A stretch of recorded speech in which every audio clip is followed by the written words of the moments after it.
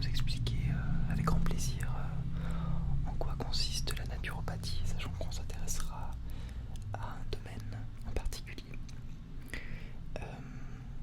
Alors la naturopathie, en tant que naturopathe, je dispose d'un système médical complet qui permet de soigner d'une manière assez différente de la méthode classique, pourrait-on dire, puisqu'en effet cela consiste à renforcer les défenses immunitaires, à activer dans le corps l'auto-guérison par le biais de produits dits naturels.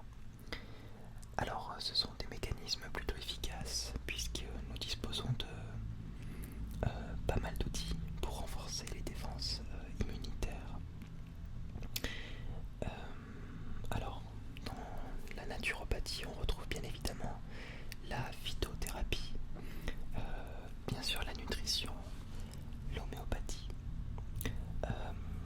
des manipulations physiques qui peuvent être assez fréquentes, des techniques de gestion du stress, je pense à la sophrologie, je pense aussi à une technique assez récente qu'on est en train de découvrir qui s'appelle l'ASMR et qui est encore, je pense, à ses débuts, et aussi l'aromathérapie. Et c'est de ça que nous allons parler aujourd'hui. L'aromathérapie qui nous permet de soigner, de prévenir diverses maladies, divers maux, pas nécessairement graves, par le biais des huiles essentielles, des plantes. Alors je vous ai apporté avec moi mon aromathèque qui se trouve juste à mes côtés. Alors en fait j'en ai deux. Je vous ai apporté déjà celle-ci dans cette petite boîte en bois.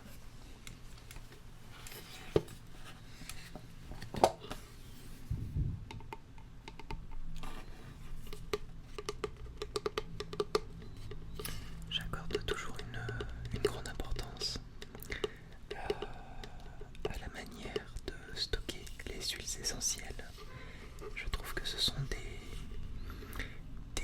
produits nobles, de grande valeur, et nobles en ce sens que c'est la nature qui nous les offre, qui les met à notre disposition. Et c'est toujours dans le plus grand respect de, de la nature que la démarche du naturopathe va permettre d'activer une guérison. Alors, dans cette boîte, celle-ci je l'utilise à titre privé pour y mettre les huiles essentielles que j'utilise le plus fréquemment.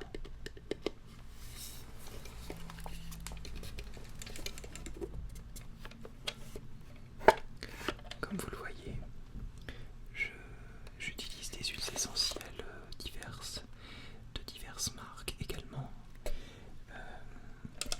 Je peux vous en citer, j'allais dire 4. On va essayer de se limiter à 3.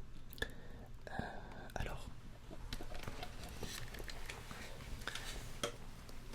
je vais tout simplement commencer par, j'hésite, par ceci. Alors ça pour moi, c'est une huile essentielle cachée. Et je vais tout de suite vous dévoiler. Pour moi c'est la star, c'est la base de tout. Si vous deviez n'avoir qu'une seule huile essentielle à la maison, ce serait ceci. Alors, j'utilise tellement, je l'emporte souvent avec moi, et du coup le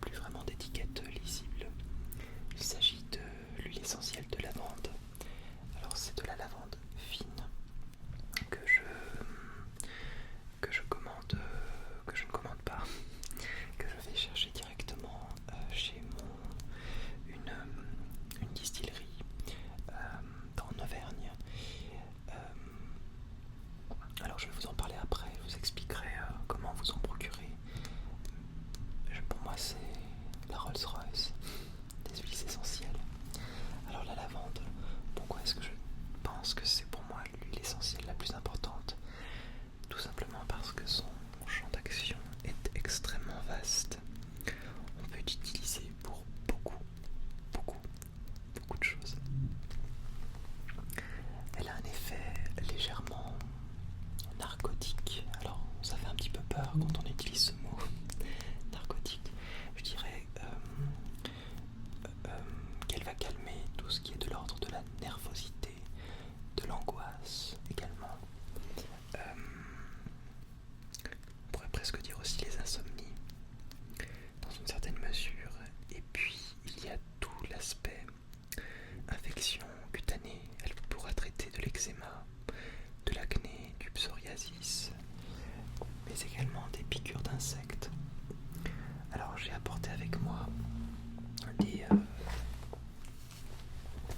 petites tiges de papier qui vont vous permettre de sentir les huiles essentielles dont je vais vous parler.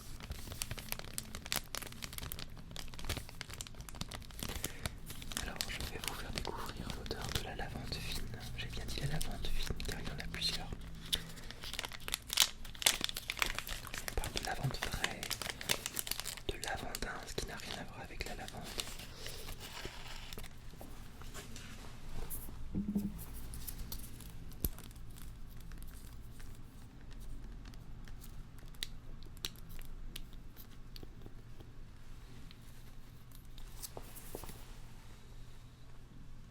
Voilà, je vous fais sentir. Vous aimez? Absolument, c'est tout à fait fidèle à l'odeur qu'on peut retrouver dans des paysages de Provence. Ça évoque assez rapidement le sud, tout à fait, la Provence. Et c'est extrêmement relaxant. Alors, il y a des vertus extrêmement fortes du point de vue olfactif quand on sent une huile essentielle. Je pense notamment à des huiles essentielles de rose, par exemple, rose de Damas, qui ont un vrai champ d'action, ne serait-ce qu'en les sentant. Alors, j'utilise personnellement la lavande pour les massages. Je trouve que c'est pour moi l'huile la plus puissante, la plus profonde peut-être, puisqu'elle va vraiment agir et sur le corps et sur l'esprit. Alors cette huile, j'en ai fait l'acquisition comme je vous le disais, dans une distillerie qui se trouve dans le Massif central et plus exactement en Auvergne, à Saint-Victor-sur-Arlan. Alors je vous donnerai une petite carte. Concernant l'adresse, c'est à Saint-Victor-sur-Arlan, en Haute-Loire, en Auvergne. Et j'y vais assez régulièrement, même si c'est un petit peu loin de Paris, parce que je connais bien la personne qui gère cette distillerie. Et en fait, c'est une exploitation en agrobiologie certifiée, donc la plupart des huiles sont bio. Il n'y a pas un choix extrême, mais la personne qui gère le jardin des Niels va vous proposer des huiles essentielles d'extrême qualité. Il s'appelle Christian Nugier et il a vraiment la passion de la nature. Il vous fait visiter tout l'intérieur de sa distillerie avec un alambic. On appelle ça à cornu dégressive, extrêmement beau. Et ça vaut le coup de voir de quelle manière sont distillées les plantes au jardin des Niels. Alors je vais maintenant vous parler d'une seconde marque, mais d'une seconde huile essentielle aussi, pour vous faire du bien, pour vous détendre également. Alors, il s'agit d'un produit extrêmement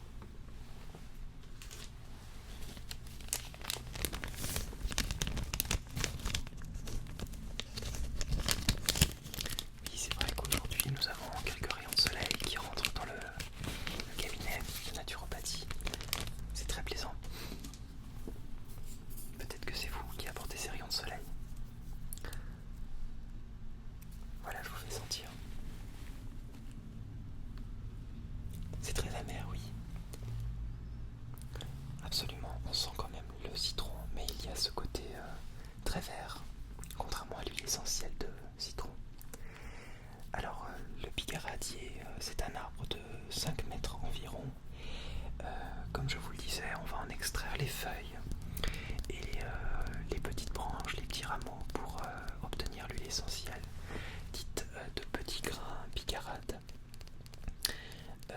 Je ne sais pas si vous arrivez à voir cet arbre dont les fleurs sont plutôt blanches et elles apparaissent bien sûr au début du printemps. On n'est plus très très loin du printemps d'ailleurs. Comme je vous le disais, on peut traiter un peu comme la lavande, la nervosité, l'anxiété et j'irais même jusqu'à dire l'agitation. Je l'utilise principalement en massage que je mélange à la lavande pour dénouer, comme je vous le disais. Pour les personnes qui ont des palpitations, par exemple, avant de s'endormir le soir, sans réellement comprendre quelle en est la raison ou la cause, eh bien, le petit grain bigarade que je vous recommande de diluer avec une huile végétale. N'appliquez jamais les huiles essentielles pures sur la peau. Certaines sont parfois un peu fortes et peuvent attaquer la peau, tout simplement. Simplement 1 ou 2 gouttes avec un peu d'huile végétale. Ce peut être de l'huile végétale de noyaux d'abricot, d'amandes douces. Ça fera bien l'affaire. Sur le plexus solaire pourra vraiment agir sur les émotions et évidemment sur le corps aussi. Alors, je ne vous ai pas parlé de la marque. Ce flacon-là, je l'ai acheté chez Aromazone. Alors, c'est une boutique qui propose un panel extrêmement riche d'huiles essentielles. J'aime beaucoup la variété et la richesse des huiles essentielles qu'ils proposent. On peut trouver des produits de grande qualité. Donc quand on a besoin d'un produit spécifique, on aura beaucoup de chance, beaucoup plus de chances de le trouver à Aromazone. Il y a une boutique à Paris, une grande boutique, qui se trouve vers la place de l'Odéon. Voilà, je vous recommande d'aller y faire un tour. C'est très intéressant de découvrir par soi-même les huiles essentielles, notamment lorsque l'on veut diffuser des huiles. Eh bien, il suffit de suivre, j'allais dire son cœur, mais un peu plus son nez, ou peut-être les deux. Peut-être que le nez est lié au cœur, je ne sais pas. En tous les cas, c'est très personnel et c'est une démarche qu'il faut accomplir soi-même pour comprendre ce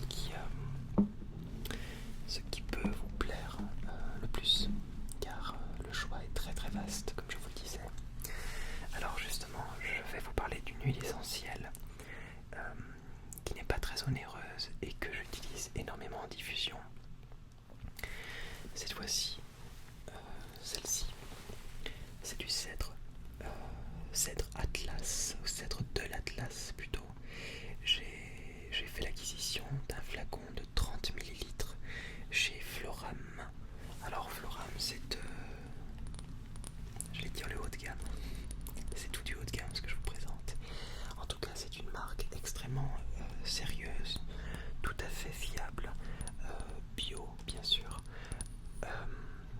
pour l'utilisation des huiles essentielles. Alors, le cèdre de l'Atlas, c'est d'abord une huile essentielle qui s'utilise en application pour, j'allais dire, l'aspect anti-inflammatoire, antifongique également. Il est décongestionnant, il n'est pas extrêmement fort au nez quand on le sent. Oui, je vais vous le faire sentir. Par contre, c'est une odeur extrêmement agréable.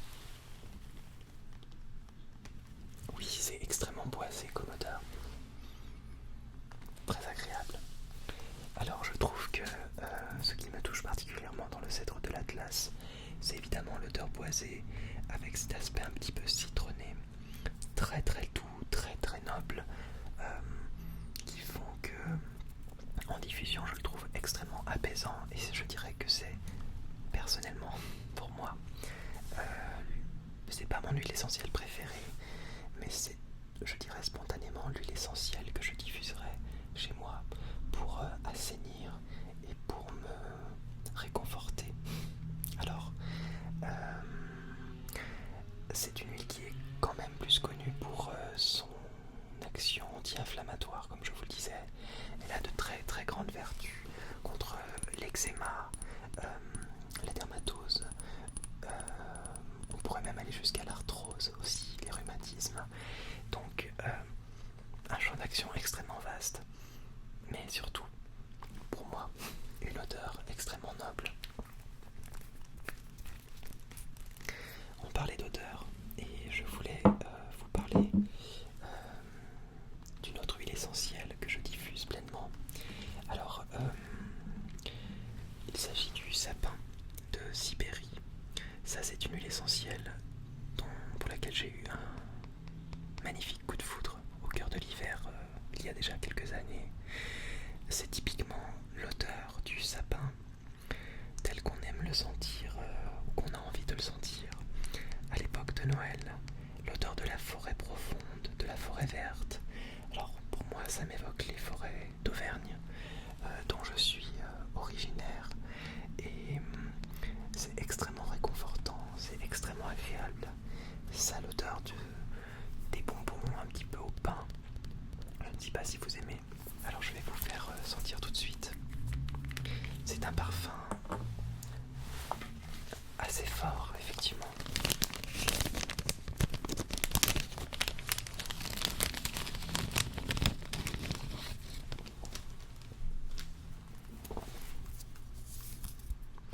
Assez fort, ainsi que résineux.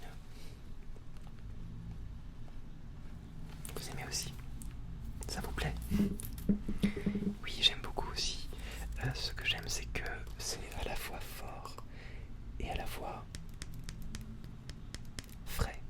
Je trouve que c'est un très très beau mélange. Ça a presque une action désodorisante, je trouve, qui est du coup très propice à la diffusion chez soi. Alors faut pas en abuser, faut pas en mettre trop. Ça peut sentir beaucoup, ça reste un conifère, mais son champ d'action est extrêmement bon.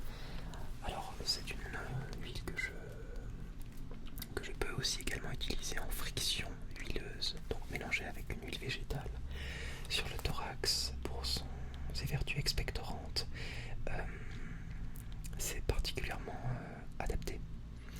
Voilà, mais surtout pour la diffusion atmosphérique, pour le côté cosy, le côté Noël, le côté forêt, le côté nature.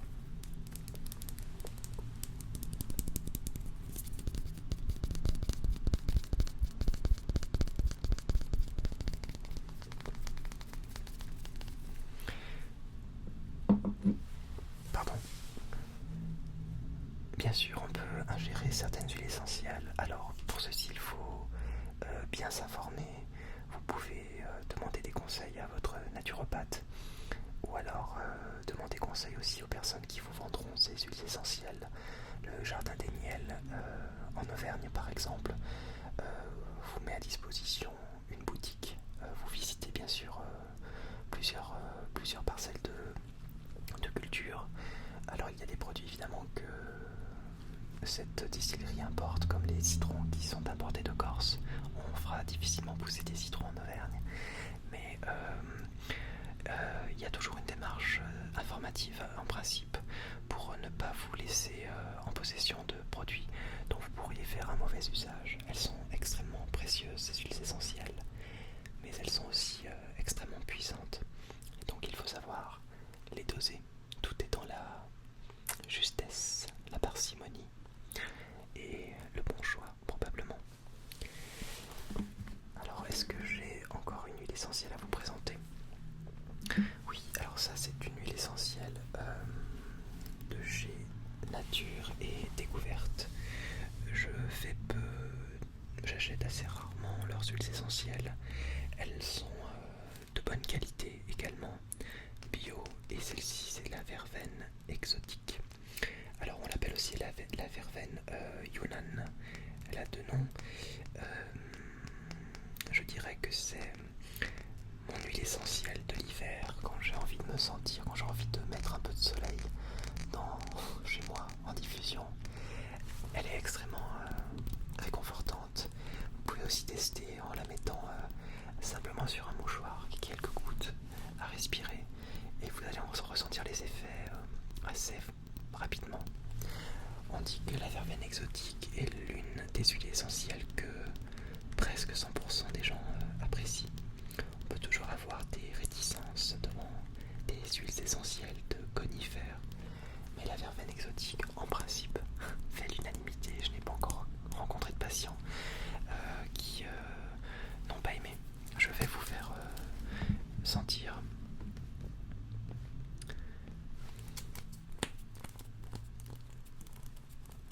Si j'arrive à ouvrir le flacon.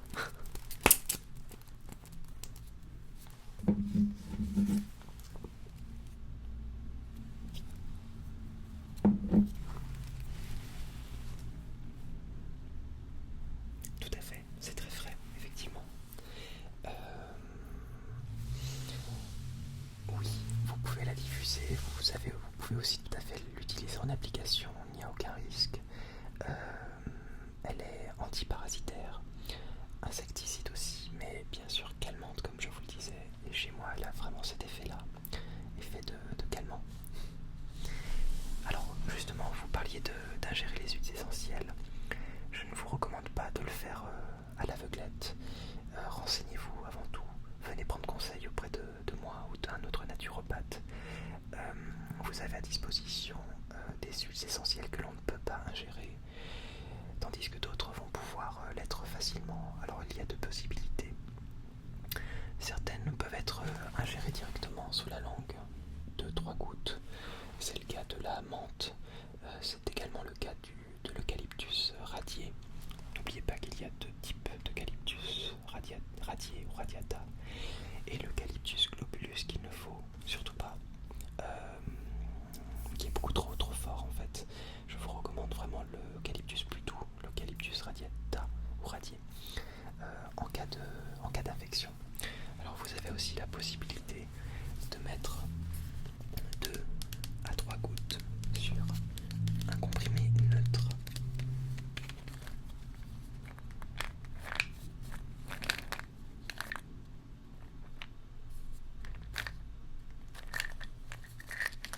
Oui, c'est un comprimé neutre, absolument neutre, inoffensif, c'est de la maltodextrine.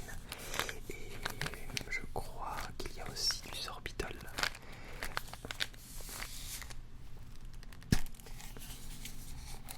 Cela ressemble à ceci. Petite pastille. Donc vous faites tomber 2-3 gouttes de l'huile essentielle que vous voulez utiliser.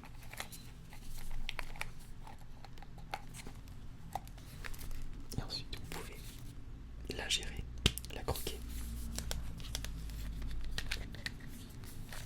Ça se trouve assez facilement. Vous en trouverez en pharmacie par exemple, mais aussi dans une boutique d'huile essentielle, sans aucun problème. Ça c'est la marque Phytosun que j'ai acheté en pharmacie.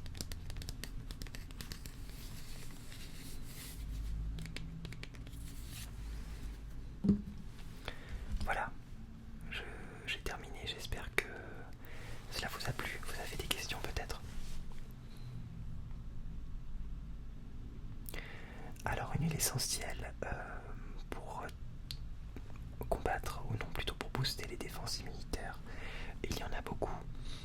Je dirais que mon huile essentielle la plus puissante, en tout cas d'expérience et puis sur moi-même, ce serait la Ravansara. Alors je vais vous montrer.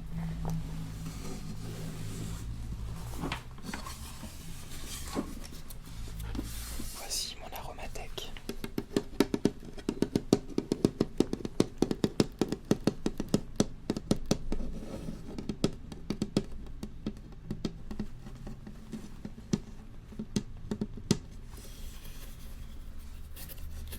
Très pratique.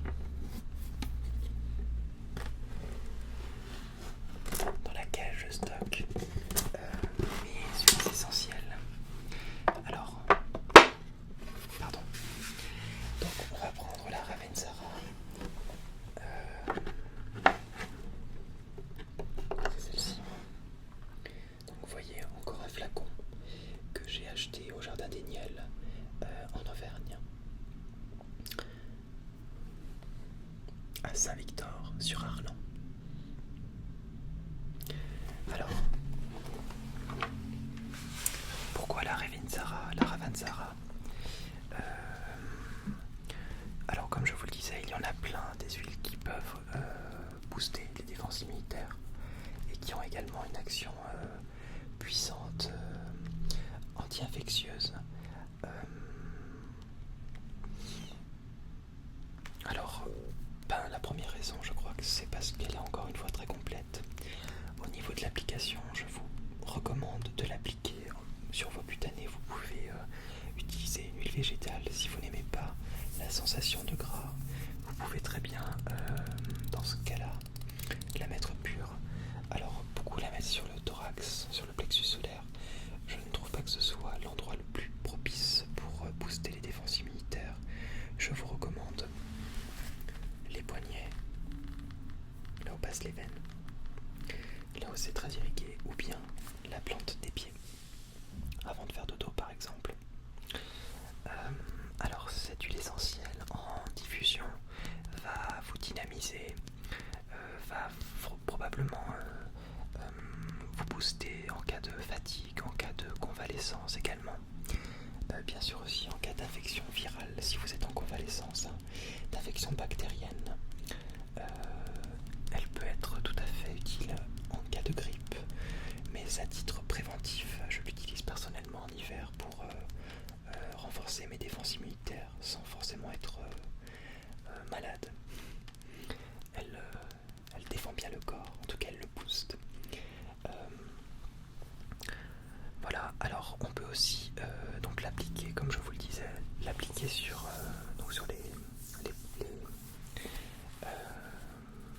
les poignets, également la plante des pieds, et ça va être exactement le même champ d'action que pour la diffusion, histoire de nous, surtout pour éviter la grippe par exemple, ou d'autres infections ORL qui se trouvent donc à ce niveau-là. Voilà, elle est décongestionnante vraiment et tonifiante en plus d'être une régénératrice cutanée. J'espère avoir répondu à votre question.